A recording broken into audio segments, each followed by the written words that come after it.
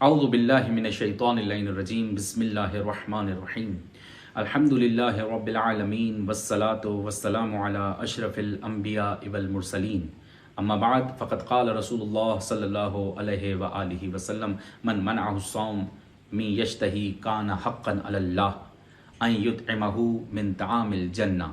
عزیزان گرامی قدر، پیغمبر اکرم صلی اللہ علیہ وآلہ وسلم کی باتیں لے کر آپ کی خدمت میں حاضر ہوئے ہیں۔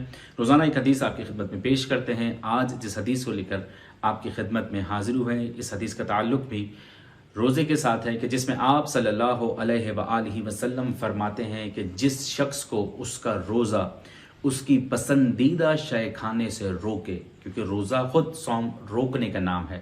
روزہ کھانے پینے سے روکتا ہے۔ کبھی کبھار ہمارا دل چاہ رہا ہوتا ہے روزے کی حالت میں کہ ایسی چیزیں جب ہم دیکھ رہے ہوتے ہیں اور روزہ اللہ کی رضا کے لیے رکھتے ہیں تو کچھ چیزیں ایسی ہوتی ہیں جو دل کو بھا جاتی ہیں، لیکن انسان کیونکہ اللہ کی رضا کے لیے روزہ رکھا ہوا ہے تو اسے افطار نہیں کرتا۔ تو پروردگار عالم کے وہ نبی جو بغیر وحی کے لبوں کو جنبش نہیں دیتے، آپ صلی اللہ علیہ وآلہ وسلم فرماتے ہیں کہ جسے روزہ اس کی من پسند چیزوں سے کھانے سے روک دے تو پروردگار عالم کے اوپر واجب ہے کہ قیامت کے دن اسے جنت کے کھانے کھلائے، اور وہاں کے پانی سے، وہاں کے شراب سے، وہاں کے جو شراب سے مراد پینے والی چیزیں ہیں، وہ پانی، وہ شربت، وہ تمام چیزیں جو پروردگار عالم ہمیں پلائے گا وہ جنت میں موجود ہوگی۔ جنت کی تمام تر چیزیں اللہ ہمیں پلائے گا، کیونکہ یہ اللہ کے اوپر واجب ہے۔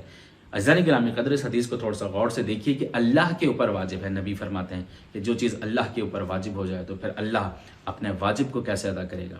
عزیزان گرامی قدر، صرف اللہ کی خاطر روزہ رکھنا ہے تو پھر اللہ ہم سے راضی بھی ہوگا اور اپنے واجبات کو بھی ادا کرے گا۔